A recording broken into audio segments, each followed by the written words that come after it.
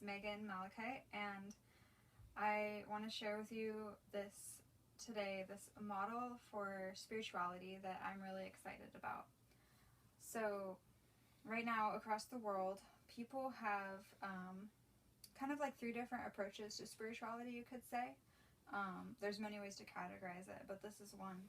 There's people who think that spirituality is about unity and oneness, and in a Judeo-Christian expression, that might mean going to heaven after you die. From a Buddhist or yogic perspective, it might mean reaching enlightenment, feeling unity with all things. And then there's kind of a different model of spirituality that comes into Buddhism sometimes and comes into a lot of pagan practices, which is about about wildness and about like the depths of the psyche, and it's untamed, and it's about who you are as an individual, and finding your unique purpose. It gets a little blurry here, and I'll talk more about that in a minute. And then of course there's the secular approach of spiritual things are just our brains tricking us into thinking that something that isn't real is, and only believing in what science teaches you, and things that you can see and quantify. So these three ways of looking at the world all come from different parts of ourselves. And one of the greatest insights that I've received recently from a book that I'm reading by Bill Plotkin called Nature and the Human Soul is that spirituality goes in two directions. There's the upward direction of spirituality, which is what I was talking about unity and oneness. Some people would say heaven, about God being just one, or just a mysterious force that pervades the universe, like prana or chi. And then there's the downward spirituality, which is going into the depths of our psyche, and it's going into what makes me unique as a person, and to the wildness of my own mind, my own psyche. And then there's my everyday ego personality, which if we're cut off from upward spirituality and downward spirituality, we might think that's all there is. It's just this world that we've created as a human society. And so I'm really excited about the idea that being a healthy human being involves acknowledging and interacting with all three of these realms. And an image that I've learned about that captures this really nicely is that of the world tree. So I have a diagram of it right here behind me. So as you can see here, there's the upper world, which is the leaves. This is the crown of the tree. It's where the birds live, which you could say are analogous to like angels. And this is the realm of spirit. Not many people make a distinction between spirit and soul, but here I want to offer up the idea that spirit is basically synonymous with God, or any deity that's like a monotheistic deity. At least some people might relate to it that way. Or the great mystery, or the universe. It's oneness. And we all can have a relationship with spirit that's very different for all of us. And it might evoke things like compassion and open-heartedness, or feeling oceanic feelings. And there's practices, upper world practices, would be like meditation, yoga, prayer, chanting, things that get you into that state of oneness. And then there's the middle world, which is the world of ego and personality. And this is like our everyday world of interacting. And so there's skills that we can develop in this realm, and there's also skills that we need in this realm around sufficiency and interpersonal interactions, just day-to-day life. And just as we can grow in this area, we can also grow in this area through things like therapy or counseling, or just things like journaling. There's many other practices that help us develop our egos and individuate as a human in a society. And what you might notice is different about this model that I'm sharing with you is many traditions reject the ego and say the ego is bad, and we got to get rid of it. And these are often traditions that are focused solely on the upper world. But in this model, the ego is really important. The ego is the trunk. Without the trunk, you don't have roots. It connects the upper world and the underworld, which is what I will talk about next. But first I want to say that the ego is also what makes us human.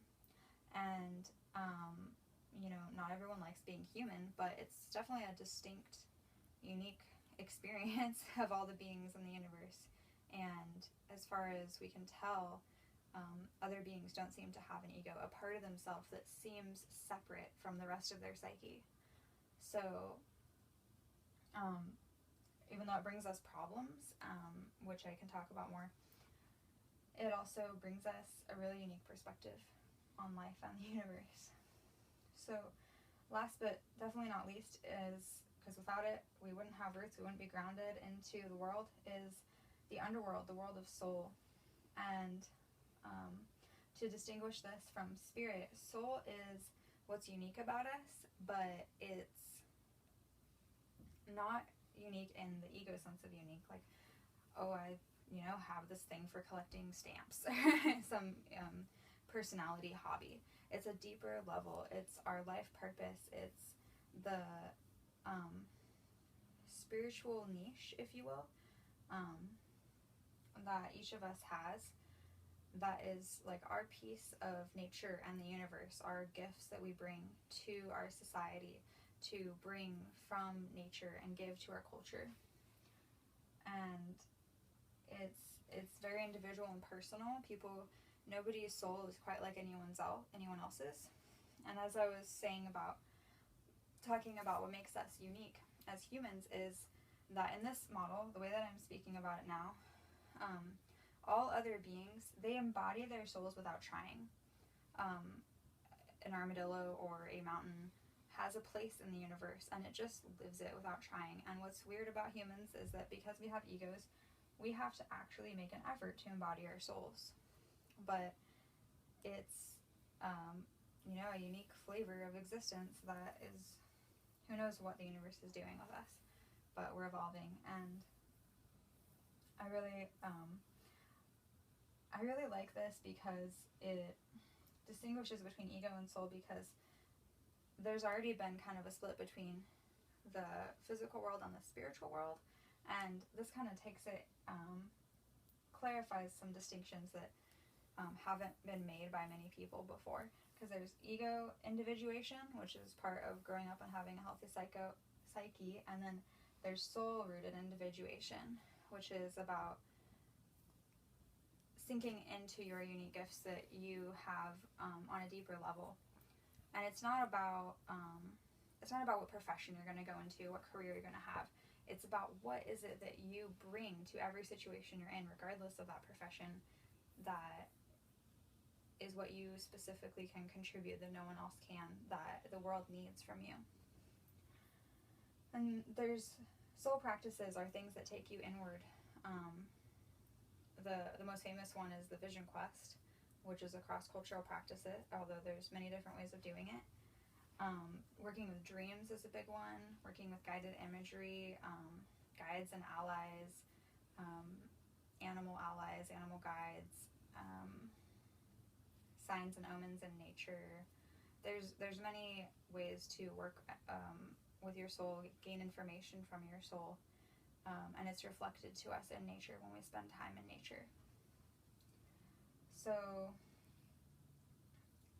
I just really want to encourage anyone out there who is inspired by this idea to, leave comments below the video, or if you have any questions and like to talk to me about this more, leave those too. And if you want more information about this model, the World Tree is not unique to this work, which is inspired by Bill Plotkin, but that is a really great place to turn to for more information about this idea of spirit, ego, and soul is Bill Plotkin's book, Nature and the Human Soul, and he has a website, natureandthehumansoul.com.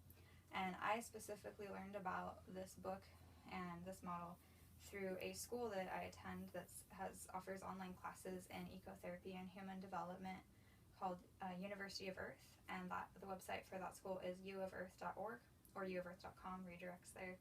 And you can find information on the website about the degree program in ecotherapy and integral human development, which has so far been a very edifying program that as I go through, it's not just about learning, I am growing and transforming as a person.